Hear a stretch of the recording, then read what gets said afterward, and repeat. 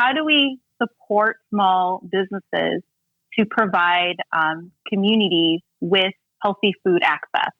And so it's a way to support businesses to build their capacity to be able to do that work. Flipping the table.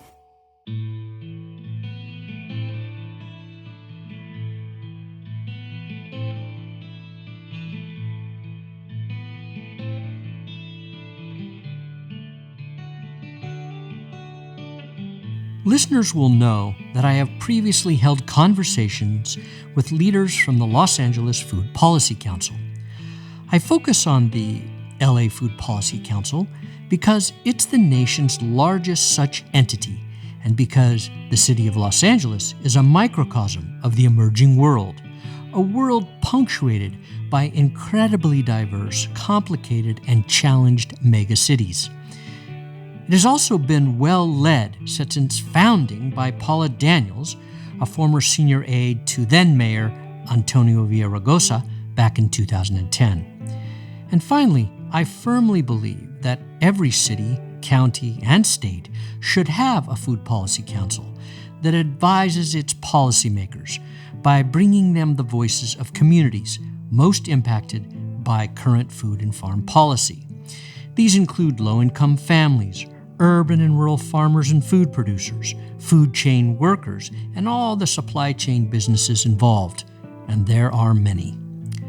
So I return today to the LA Food Policy Council because it has a new leader, Christine Tran. She is a first-generation high school graduate, an Angelina from South El Monte. She is the daughter of refugees. Her mother worked in sweatshops, her father as a day laborer. Through her lived experience, she is committed to increasing healthy food access, expanding local opportunities, and building healthy communities. As you will hear in our conversation, Christine had quite a journey before landing here in her new position in such an important institution. She now runs a team that is connected to 400 organizations within the council's region. Christine has a can-do spirit, a deep well of knowledge, some of which certainly emerged from her impressive educational history. She holds a bachelor's degree in Asian Studies and English, as well as a master's in education from UCLA and a master's in sociology from Columbia University in the city of New York. So if you're interested in how the good food movement can be well led at the community level, I know you will enjoy my conversation with Christine Tran, the new executive director of the Los Angeles Food Policy Council.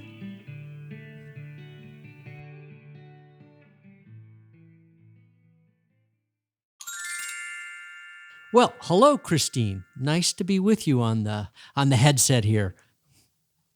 Hi, Michael. Thanks for having me. Yeah, you're down in Los Angeles. And before we started, you were saying that the air quality is not so bad today. It's not. The skies are blue, and hopefully it'll stay that way. Yes, hopefully. We still have 2 months of fire season left, but who knows? Maybe we'll get a respite. We need it. So we're going to talk all about your life and your journey and the LA Food Policy Council today.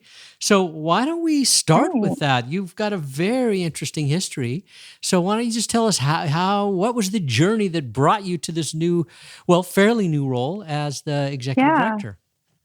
Well, my journey is varied, which I love. It's a little bit of everything, and the LA Food Policy Council is a little bit of everything. So it's a great match. But if I could just pinpoint my career journey where it all sort of began, I actually was a teacher for the Los Angeles Unified School District, and I loved my job. I loved teaching, but I was frustrated with school food. And primarily because I grew up as a free lunch kid. I was also a WIC baby. My family received back then food stamps, and I was just a product of so many social policies that worked well for me. But then when I started teaching, I noticed that the policies that worked for me were failing my students. And so it got me really interested in trying to fix and understand and just really diagnose what goes wrong when good intentions go awry. And so I started on this journey, and it was all unintended. I actually left the classroom for a year to pursue the Congressional Hunger Center's fellowship, the Bill Emerson National Hunger Fellowship, which places a fellow in the field for 6 months. And the field work actually addresses anti-hunger and poverty issues. And then the latter 6 months of the fellowship is in Washington, D.C., within a policy capacity doing the same. And so my goal was to leave for a year and go back to teaching, but the recession had hit in '08. And so I actually didn't have a job to go back to. And so I started going on this journey that led me to where I am today. And the steps in between, in a nutshell, I ended up doing more policy work in Chicago. So I actually went from LA, and through the Hunger Fellowship, I went to Milwaukee. I worked at a food bank and with Milwaukee Public Schools around child nutrition programming. And I was placed with the USDA during Obama's administration. So the first 6 months of the administration was my 6 months there, which was a fabulous experience. I worked on farm to school. I worked primarily around understanding how school districts can procure locally with farmers. Did you work in the big USDA building there? I worked, well, back then, the main headquarters was in Alexandria. The Food Nutrition Service building was in Alexandria. So I worked in that building. It was a great time to just learn and explore the changes that were happening in our country at that time. So it was just really great to connect those dots. And I think coming from the classroom too, I also realized how detached our school food system is from the Department of Ed and the USDA. There's very little communication at federal, state, and local level. And I think it's one of the biggest barriers to really thinking about how to improve and streamline things. So I think one of my biggest lessons on my journey is that people need to talk more. And so being at the LA Food Policy Council, that's all we do is broker conversations and encourage it. So it's been in quite the journey. So in the span of 4 years, I lived in 6 cities. You saw the country. I did. So good. My stops in between included Chicago for 2 years, New York for 1, and Seattle for 3 before coming back home to LA. Wow, that's fabulous. And how long have you been? You haven't been in the job a year yet. No, it's actually so I'm on my 5th month. Only your 5th month. Wow, God, time. My 5th month. Yeah. Well, you came right in the heart of COVID. That's wow. I did. And that's a big thing. So let's, that is an interesting journey. I often think that those who have a journey like that, where you get to touch many places and work with many different people and cover many different topics, they equip you quite well to deal with the complex world we live in. So that's a very nice journey, and your childhood experience of knowing those programs obviously, deeply shapes how you probably see things. So that's wonderful. And let's talk about the Los Angeles Food Policy Council in this time of both. It's not just about COVID; it's also about Black Lives Matter, because I know that Los Angeles has been one of the cities in the United States where you've had some of the largest and most sustained manifestations of people's desire to see some significant, transformative change. So, just talk about that context and about the Food Policy Council within that.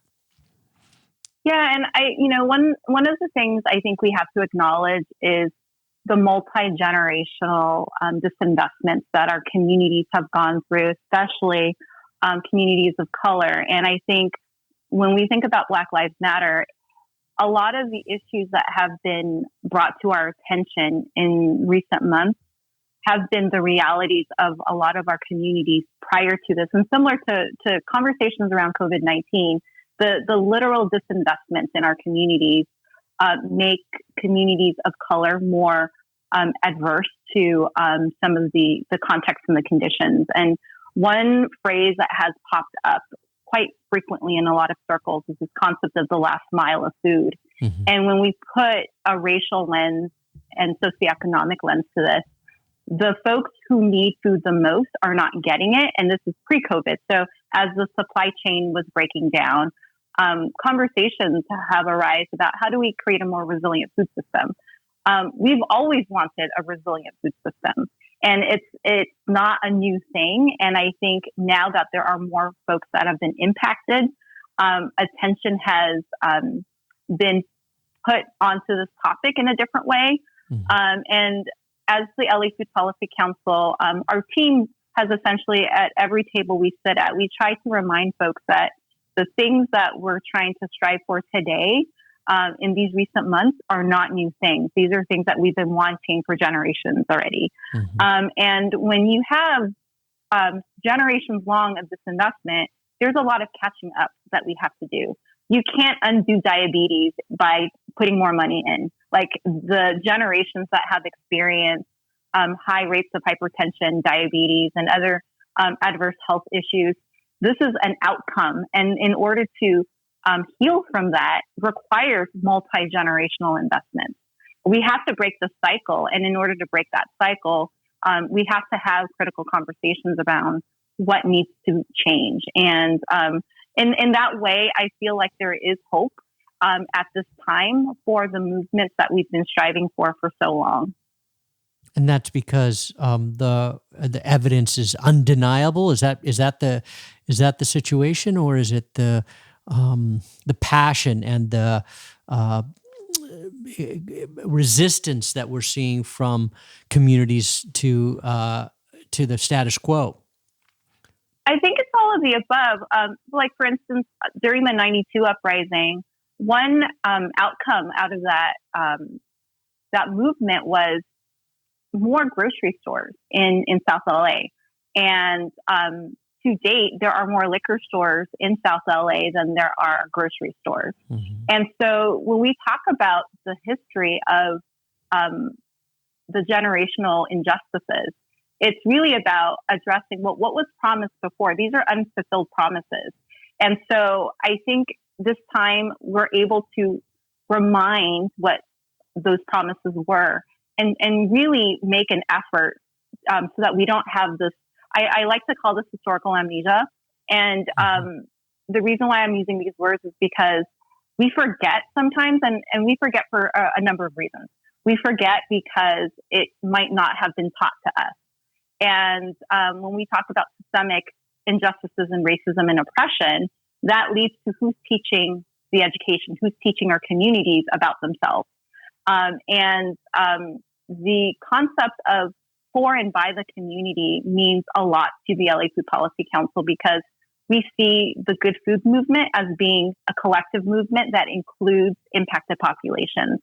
And so I think for me at this time, it's this opportunity to really connect these dots. And like you said, it's undeniable. Mm-hmm. And we live in an age of social media. We live in an age where narratives can really even the playing field in a way that historically it hasn't been done before. I think the way we consume information is so different today than it was in 92.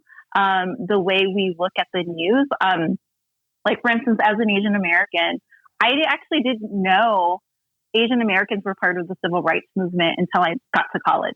Mm-hmm. And it was because that history was denied to me in my own education. Mm-hmm. And I think there has been significant shifts in how we understand schooling, but also community-based education. The movement around ethnic studies as a core curriculum area is instrumental to this because we need to unlearn some of the narratives that have been passed down to us. Like, I often question, why did I know Columbus sailed the ocean blue in 1492, but I don't know other things about our indigenous populations here until much later in life. Mm-hmm. So shouldn't the history be more about the indigenous lands first than Columbus? So these are aspects, I think, of the movement that is so critical. And like many food justice organizations, we've been saying that food justice is racial justice. Mm-hmm. And in order to live that and really understand that, it is unpacking the history and it is remembering the things that the timeline has forgotten. And so that's where that concept of historical amnesia for me comes in. And it's reminding ourselves and each other as a collective, how do we improve our food system and reimagine it in a way that is equitable. Mm-hmm. This is a really important topic about how you mentioned, it's like the third time today that I've been in a conversation where someone has talked about narratives. And I think about narratives as they're not just stories, they're frames of how you communicate to make sense of things. And one of the reason I'm bringing this up, what you struck Mm-hmm. when you were talking about that is all the conversations I'm in now. I was first of all struck by the fact that you felt like that change is possible, and maybe in a new way or more. There's an opportunity here in this moment, Mm-hmm. and I think Yeah. I would agree with that because of the kinds of conversations I see happening. I serve on many different boards, and I think on all the boards that I'm on, they're all doing diversity, equity, and inclusion work now. And they're hiring consultants. They're having uncomfortable conversations. And a lot of folks of privilege, particularly white folks, are copping up to the lack of information they have about the realities of the world that we actually live in, and Mm-hmm. it's in some ways it's kind of not disturbing but disappointing that so many people don't know, but then it's also greatly inspiring to know that people are actually asking the question and you can feel the sincerity of it. So that is the biggest change I've seen. Mm-hmm. Yeah, I don't know. It's so it gives me some hope, but Most definitely. so you talked. I mean, you basically described the general positions of the Food Policy Council in this time, particularly racial justice and food justice are basically the same thing. They are one of the same cloth. But what specific activities are you doing today that might be continuations of what was happening prior to this? And are there any new programs or activities you're involved with or councils involved with that have emerged from COVID and from the Black Lives Movement? Yeah, and I think it's this concept of intersectionality that was coined by Kimberly Crenshaw, and I think defining certain terms within racial justice movement and actually understanding them in real time, I think is really important. Mm-hmm. I think you can define terms like racial justice and intersectionality, Mm-hmm. but what does it mean to actually understand it and put it into practice? Mm-hmm. And I think we're living in a time that it is possible. And instead of defining terms, what does it mean to think about it within the context of communities? And like similar to what you mentioned earlier in terms of this narrative approach. And that's actually a good frame for how we are identifying policy. So I think in any type of policy type organization, the concept of policy is often this space or place that is way above and beyond the context of a community. One of the things that we're striving as a food policy council is really trying to even the playing field and having conversations about policy not as a utopia or a faraway place or an ivory tower, but what does it mean to create policies that are responsive and are from the community? How do we connect those dots in that we don't need to connect them, that they're actually, it's one dot. The community is policy and policy is the community. Because oftentimes we create these rules and regulations to make our society better, but it leaves a lot of folks to be marginalized. And one of our perspectives as we move forward is how do we think about policy development in a way that includes the community as the agent of change, as the folks who not only are developing these policies, but also informing the implementation practices too. Mm-hmm. And what I actually talked about earlier when, my journey when I started asking questions about policy, how do good intentions go wrong? And I don't have an answer to that. And I think a lot of it is wedded to this concept of bureaucracies and how things get, in policy development, it's called, the mutation of policy. The good intentions go wrong because it's the interpretation of the policies. And so to safeguard, what that would look like, what does it mean to have everyday people define what policy is and have everyday people define what implementation practices look like? Instead of looking at policies as barriers, how can we then develop approaches to understand policy as not just a mechanism for rules and regulations, but really change? How can we change the way we understand policies? One of the big things that has happened in the last few months has been like access to CalFresh, which is nationally known as SNAP. There's been some streamlining of applications, and a lot of folks who I've sat with at different tables around our networks have talked about, did it take a pandemic to make the application process easier for a lot of the social welfare programs? The answer is yes. Mm-hmm. And because of a social distancing, people can't go into office. So the idea of being able to apply for WIC or SNAP in a way that is so much more accessible now happened because things needed a change. And so I think a lot of food policy councils across the country have been asking ourselves, what can we do to make this better? And I think it's sparked a lot of dialogue around actual and tangible changes. And so this, for me, and also for a lot of people doing this work, this is equitable. This is social change, and it is happening right now. But I think the challenge is all of these waivers, they're temporary. So we don't want to revert back to pre-COVID realities when it comes to streamlining applications. How do we make streamlining applications a permanent thing and not a temporary thing? Mm-hmm. So this means that, if I'm understanding you, and I think I am, that you're bringing community voices into the process of explaining to policymakers or administrators why things need to be as they are today and to remain that way, why it's better. So one of the things that's always impressed me about the LA Food Policy Council is its size and scope. It's kind of reach, I guess I would describe it as. Is there's always been lots of different organizations that represent different communities. And obviously Los Angeles is a big city and it's a big county, and there's a lot of different diverse communities within it.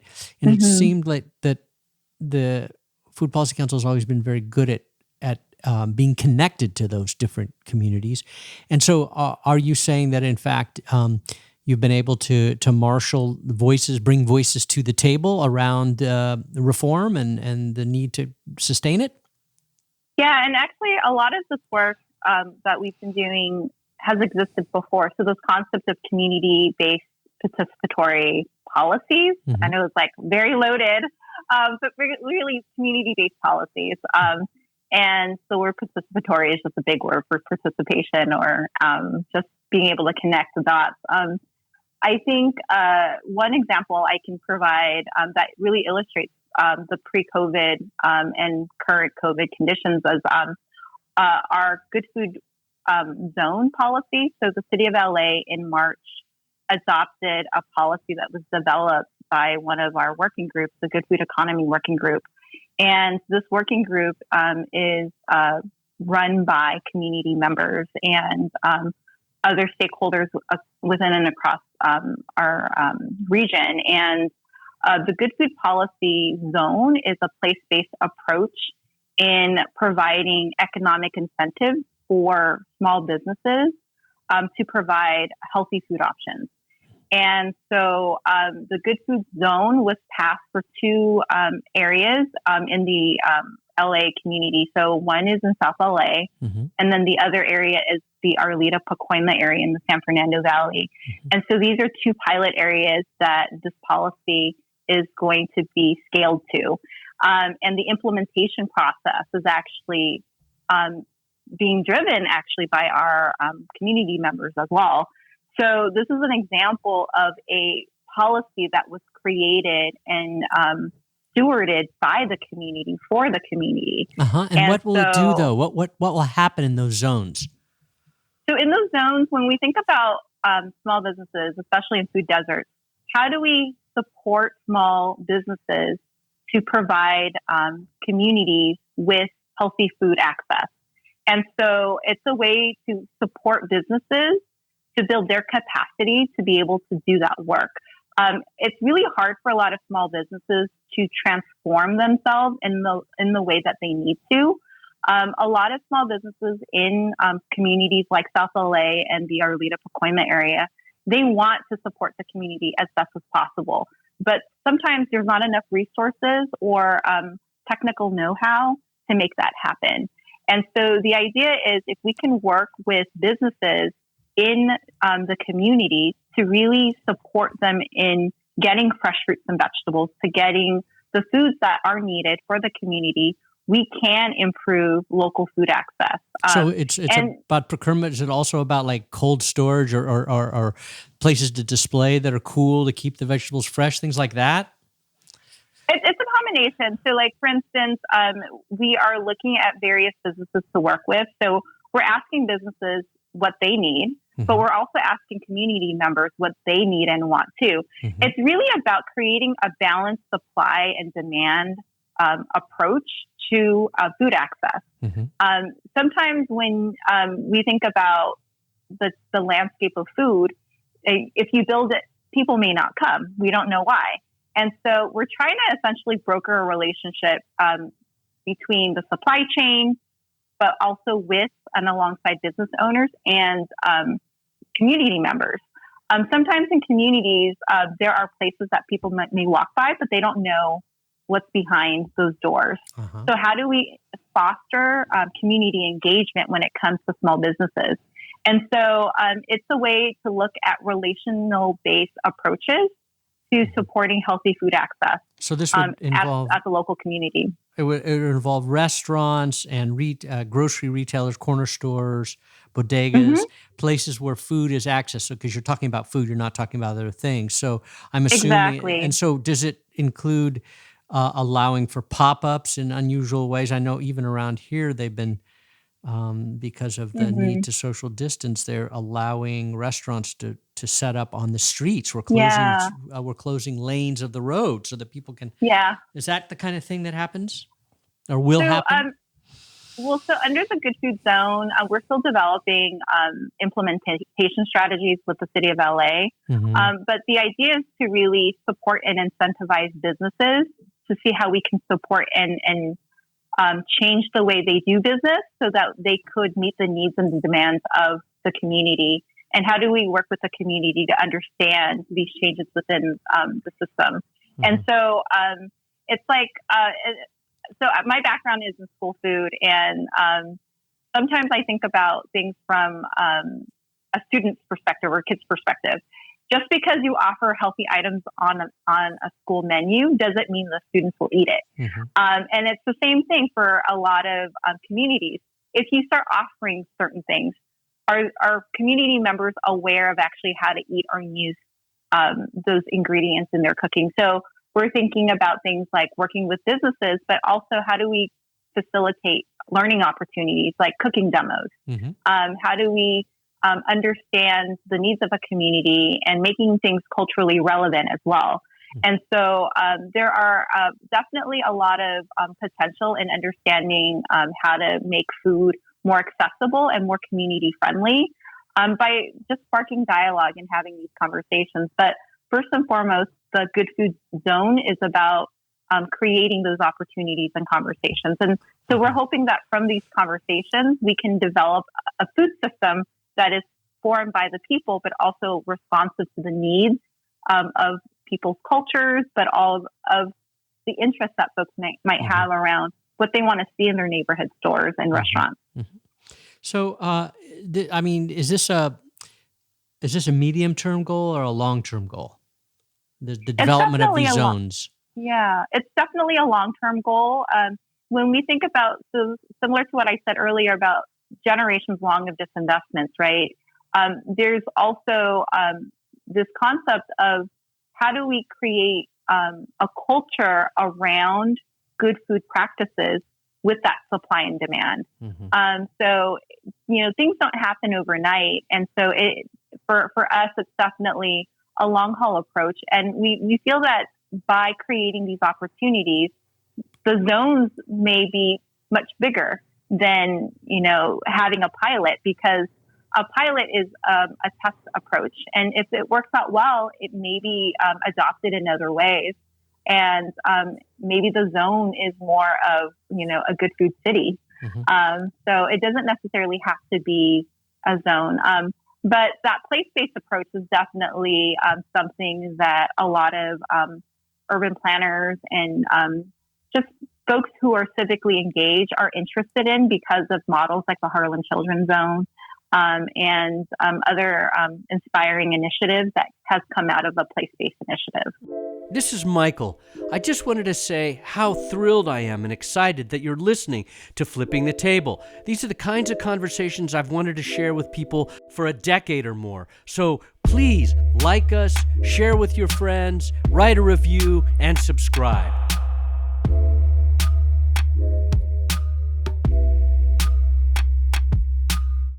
When I think about LA Food Policy Council, I think about the good food purchasing policy or the street vendors, the legalization of street vending. I think about the healthy corner stores, kind of or local retailers that led to, like, the transformation of Frank's Mini Mart or some of the stores. I was down there a few times and visited some of the healthy retail partners of the LA Food Policy Council. That's great. And I'm wondering, like, those are the programs that have been established. Now you're talking about these zones, which is kind of scaling up in another way. It's taking neighborhoods or community size areas and trying to transform them through dialogue and probably lots of experiments and hopefully investment from the city and private sector. So what other kinds of things are you thinking about? Is you've been 5 months on the job, so it's a little early to actually. Maybe I'm unfair a little bit in asking you this, but because I know it takes a while to really get into something and to see all the possibility. But as you muse in your new role, what do you think about in terms of what you'd like to do with your colleagues at the LA Food Policy Council and all the partner organizations? Yeah, and actually, we began a process that we'll be unveiling quite soon, but to really think about where we sit within the food world. The team and I have developed an approach that we are calling a collective impact ecosystem.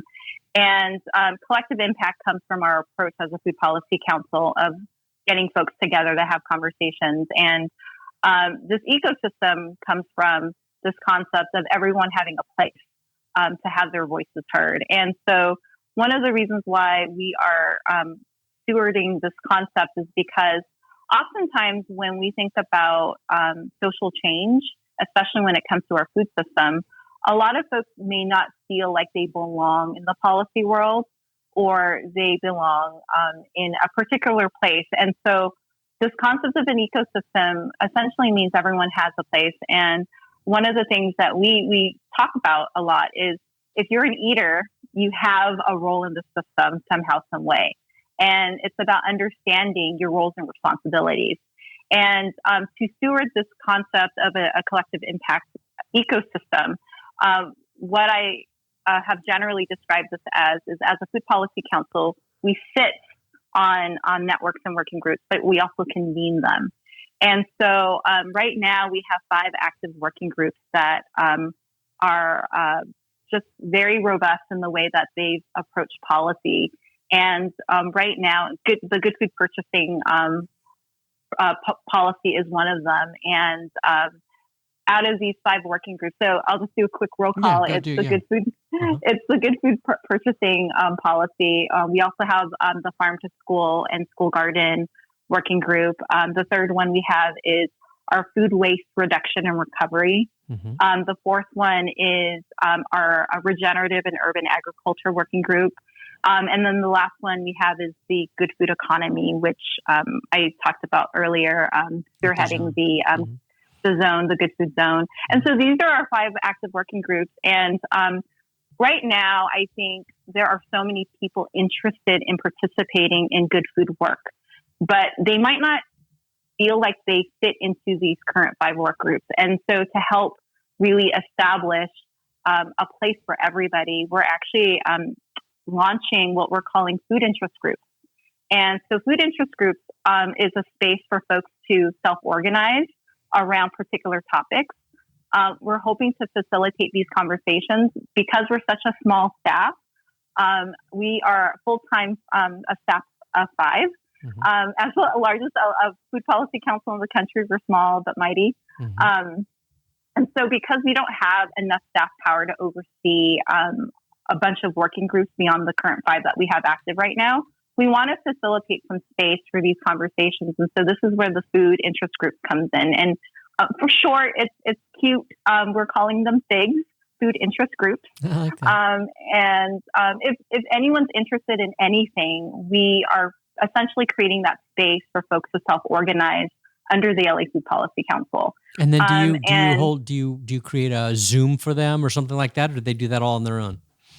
So we're developing our processes right now. The goal is for folks to self-organize, so they would be responsible for creating their own meeting links and whatnot. But they would have to register with us. We want to provide some guidance, and we want to provide support to the best extent that we can. But we also want to create a space so that folks can be creative about what they want to address. So whether it's food creative, food journalism. When it comes to the restaurant industry, there's a lot of conversations about the future of the restaurant industry. So there's a lot of opportunities to create these food interest groups. And so for us, in order to create a place for everyone, we want to also create the opportunity for folks to express their own interests. Yeah, I like that. And so that's where that comes from. Yeah, I think that's a nice. I like that framework. It'll be very interesting to see what emerges, because it'll probably be very emergent what people will feel compelled to do and how many they'll be able to attract to that topic, whatever the topic may be. I am curious about a couple things that you've mentioned here, and I'm hoping you might go a little deeper. One is the regenerative and urban agriculture group. What is their focus? And then just the second piece I'll throw out is I am interested in talking to you about what you're hearing about the restaurant industry. We've done several programs on the San Francisco, and really, I think it was about a year ago, we did a discussion with chefs in San Francisco about the industry was in crisis then. They couldn't hire, no one could afford to live there. You know, the people, all the landowners from the buildings they were in were raising their rents, and it was just it was a fiasco really for the industry. And then COVID hit, and you know, restaurants are going out of business right and left. So also I want to hear about that. But let's start with the regenerative and urban agriculture. What is the focus of that crew? So currently they're going through a process of identifying their priorities, and Ronell Hampton, who's our policy manager, he's actually leading the group through a narrative-based strategy and actually identifying what not only their priorities are, but what does regenerative and urban agriculture mean. I think the field of regenerative and urban agriculture, there's so many things that happen underneath that umbrella. So defining urban agriculture, what's the difference between an urban farmer and a master gardener? There's a lot of conversations, and I think one of the strategies that they're taking is just to really understand and define who they are as a group. And I think that's going to be critical in sharing the story of their priorities. And I think pre-COVID, a lot of folks have thought urban agriculture as being, oh, that's nice, but not necessarily respecting agriculture as a full-scale production of food. And so one of the things that we've learned from COVID is the importance of not just food sovereignty, but the importance of really maximizing all opportunities to understand local food growing practices, but also how do we support food deserts in being able to grow their own foods for their own needs. And so there is a greater interest, I think, around urban agriculture today than there was pre-COVID. And so really looking at urban agriculture as a means to support local food access, but also what does this mean for the future of cities? Yeah, it's resilience. To me, it's about resilience. Exactly. I'm two things struck me as you're speaking. One is that there is a new level of awareness, kind of self-awareness on the part of the let's say the movement, on the necessity. I mean, the cognitive work of actually defining things and going deeper in understanding, so that people can basically, what you said is prioritize. So that they can, decide who they are and what they really want to do. They have to actually think deeply about what it is they are doing, what it means, and what's possible. And the food movement as a movement is young, right? It's not that old. I mean, maybe 20 years of on a larger scale. I mean, its roots go back to the 60s, of course, in small ways, but in smaller ways, but it's as a mass movement, it's just really starting to get to its, teens, I would say. But this is a very interesting thing that you described, and I'm happy to hear it. It's encouraging, and I totally agree that it's been under-respected, and now maybe Most definitely. I mean, now maybe people will see the opportunities. So that's great. Mm-hmm. So let's move to the restaurant piece. I am conscious of time and don't have much more time, and I wanted to hit on some other topics. So what about the restaurants? What are you hearing? What's the scuttlebutt in LA? Because it's a great restaurant city with a lot of amazing restaurants of every scale and type. It's rough for all restaurants, and you mentioned this earlier. Locally, it's known as al fresco dining, and the movement of having outdoor dining as a replacement for the indoor space. And so there has been some just differences in businesses for a lot of folks. There are some businesses that have suffered quite a bit to a point where they've had to close, either temporary or permanently. But there are some businesses that have been doing well too, because of I think there's a few things when I think about restaurant culture. As much as we love restaurant culture, there's also consumer culture that has adapted over time to this restaurant culture. And the interesting thing about, like, personally, when I travel, especially internationally, going out to eat at a restaurant for some countries, it's a special occasion. But for the United States, I think going out to eat has been has been such a social activity that over time we've created an industry that has relied on this level of consumer behavior. And so there's been a lot of adaptation, I think, in the last few months, given COVID, to understanding how to support restaurants and really thinking about the future of restaurants. And so the word pivot has been used tremendously across many sectors. Yeah. And so I think restaurants themselves have had to pivot quite a bit. Mm-hmm. And, it could be slimming down their menus to figuring out, well, how can we be more sustainable with all of these takeout boxes? Mm-hmm. And so I think there's a lot of things that are happening, and we're still learning. And I know it's been 6 months since COVID has been declared a pandemic globally, but I think one of the things to think about is, as the supply chain has changed, as these rules and regulations have changed, it's been constant. Mm-hmm. And so those restaurants who've been able to weather the storm, they've been able to weather the storm as they've been addressing some of these things. Like, I know so many restaurant owners who are checking the news. Can we open yet? Yeah. What's the deal today? What's Right. the deal, tomorrow? And so not knowing what tomorrow is going to look like has been very nerve-wracking for a lot of business owners, Yeah. especially business owners that may not speak English. I think when we think about our small businesses, we have a lot of immigrant-owned small businesses that require a lot of support, whether it's COVID response monies that may be available to them, or just really navigating some of these spaces. We heard of grants earlier on where restaurant relief funds and whatnot, but there's a lot of barriers to actually accessing those dollars. Yeah. And most restaurateurs are never trained into doing some of the things that are required of them to actually access those dollars. And those that can essentially maybe have the staff that can do that. And so when we're thinking about restaurants, you're thinking about maybe a 2-person team.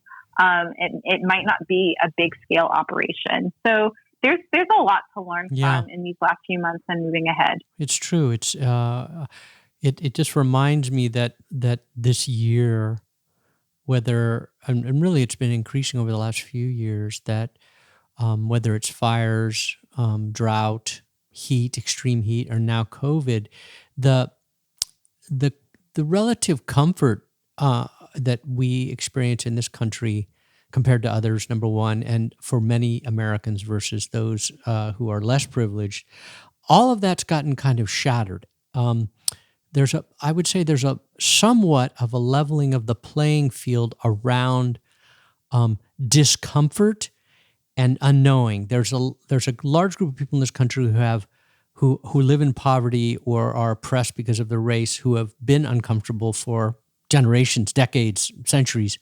And then there's another group of people who have been, as history goes, extremely comfortable.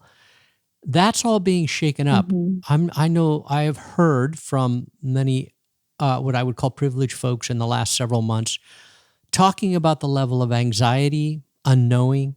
Many businesses of many scales are all experiencing what you're talking about. I actually think that there's a silver lining to that. It creates more empathy, more understanding, more willingness to change in order to fix the system, hopefully. And so I'm encouraged by what you're saying, and I think it bodes well for the future. This willingness to flex. We need to if we're going to take on so many of the major challenges of our time. We only have a few minutes left, so I just want to jump to a question here that's been on my mind. What you're 5 months in the role. You've had a varied background. You've got an amazing academic background. I know you're still working on your PhD. What has surprised you most in taking on this role as the executive director of the Los Angeles Food Policy Council? It's interesting. I am not surprised by a lot of things. And I think it's because of my varied background. And to add on to my varied background, I was a funder before coming into this role. And perhaps I'm also a freelance writer. And one of the future stories that I'm actually developing is this concept of from grant maker to grant seeker. I think for this role, there's definitely the content learning curve, and then there's also the organizational one, how to run a nonprofit. And I feel very prepared for this role. I'm still learning. Every day I'm learning. But kind of similar to what you just described earlier about just this willingness to change and understanding. And so I think for me, I don't look at change as a scary thing. I just factor it in as any variable that I would. And I'm not more or less prepared for change. I just feel like I am able to connect the dots where they need to be connected. And I think for me, not necessarily of it as being a surprise, but I think one of the things I constantly have to remind myself is that as the person and as an organization that connects the dots, it's understanding others and their level of comfort when it comes to speaking outside of their sector or asking questions. And as an organization that deals with food issues, we could be asked from refrigeration to cover crops. Like the types of subjects that we cover as an organization is so varied. And in the last few months, there hasn't been a conversation that I've said either no to or I didn't feel comfortable being open to. So I think the level of receptiveness of our organization is a reflection of the diversity of the food sector. And when we think about ways to transform and change our food sector, it's really about bringing down these barriers.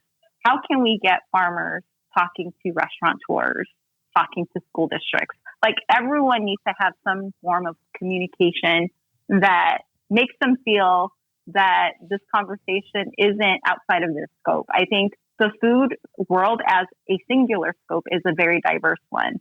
And we need to start breaking down these silos. And so, with that said, I've been not surprised by a lot of things. I've just been fascinated, quite honestly, about the things that I've learned.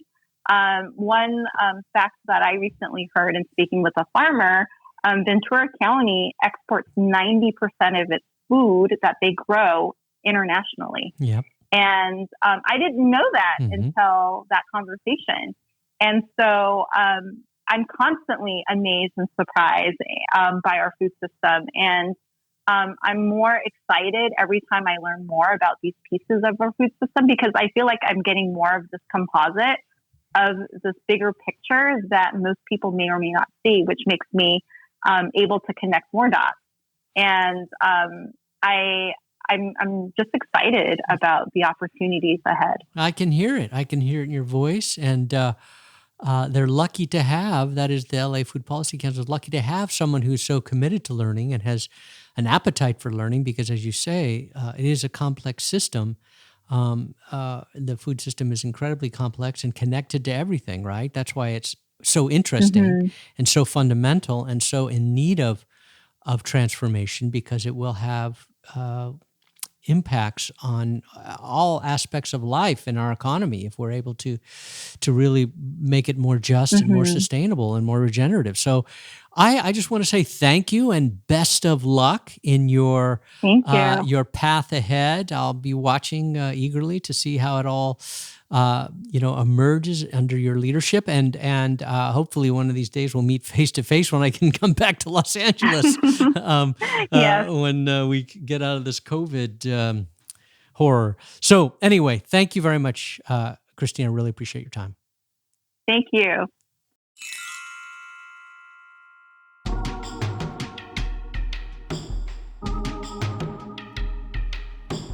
Hey, this is Michael. As you know, Flipping the Table is sponsored by Roots of Change. You can keep our program going by making a contribution to Roots of Change through our website, rootsofchange.org.